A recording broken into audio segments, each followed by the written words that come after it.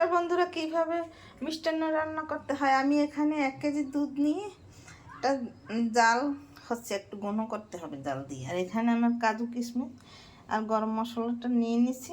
আর এখানে গুঁড়ো দুধ লাগবে আর চিনি লাগবে। 1 কাপ চিনি দিয়েছি 1 কেজি দুধে। আর এখানে 1 কাপের একটু কম চাল লাগবে, গোবিন্দভোগ চাল। আর এখানে ঘি লাগবে। এখন আমার দুধটা এই যে জাল উঠিয়ে গেছে। এখন আমি কাজু কিশমিশ আর এটা দিয়ে চালটা ধুয়ে দিয়ে দেব। চালটা ধুয়ে নিয়েছি, এখন দুধের মধ্যে চালটা দিয়ে দেব।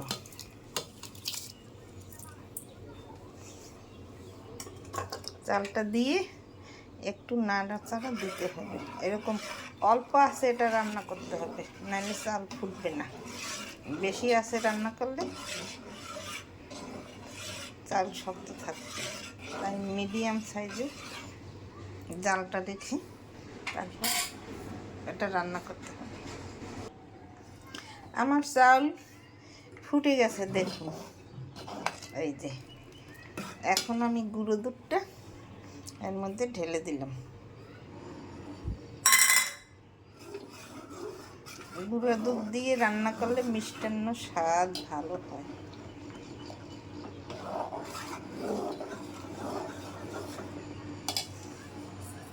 এখন চিনিটা দিয়ে দেব।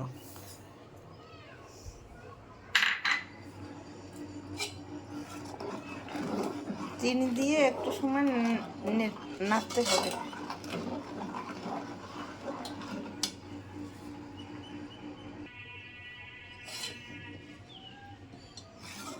চিনি দেওয়ার পর আমার কিছু সময় জাল হয়ে গেছে। এখন আধা চামচ 4 চামচের ঘি দিয়ে দেব। ঘি দিলে মিষ্টান্ন টেস্ট বাড়িয়ে দেয়। আপনারা এইভাবে তৈরি করে খেয়ে দেখবেন, খেতে খুব দুর্দান্ত স্বাদ হয়। এইভাবে মিষ্টান্ন রান্না করে খেলে এত টেস্টি হয় তা বলে শেষ করা যাবে না। আমি যেভাবে রান্না করছি আপনারা ঠিক সেইভাবে রান্না করে খেয়ে দেখবেন, খেতে খুব সুস্বাদু লাগবে।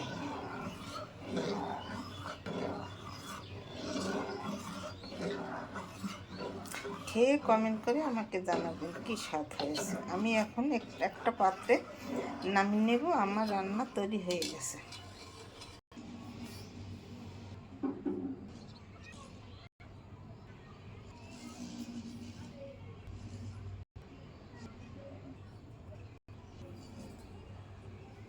আমি এই একটা পাত্রে নামিয়ে নিয়েছি। এখন একটু এই উপরে এই যে বাদাম দিয়ে দেব।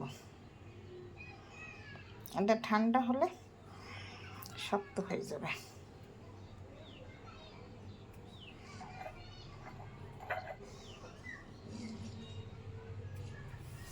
এই যে আমার মিষ্টান্ন রান্না তৈরি হয়ে গেছে। এইভাবে আপনারা ঘরে তৈরি করে খেয়ে দেখবেন, খেতে খুব সুস্বাদু লাগবে। খেয়ে আমাকে কমেন্ট করে জানাবেন কী স্বাদ হয়েছে। আমার চ্যানেলটিকে লাইক কমেন্ট শেয়ার দিয়ে পাশে থাকবেন। আমার ভিডিও ভালো লাগলে লাইক কমেন্ট শেয়ার দিয়ে পাশে থাকবেন। ধন্যবাদ, থ্যাংক ইউ।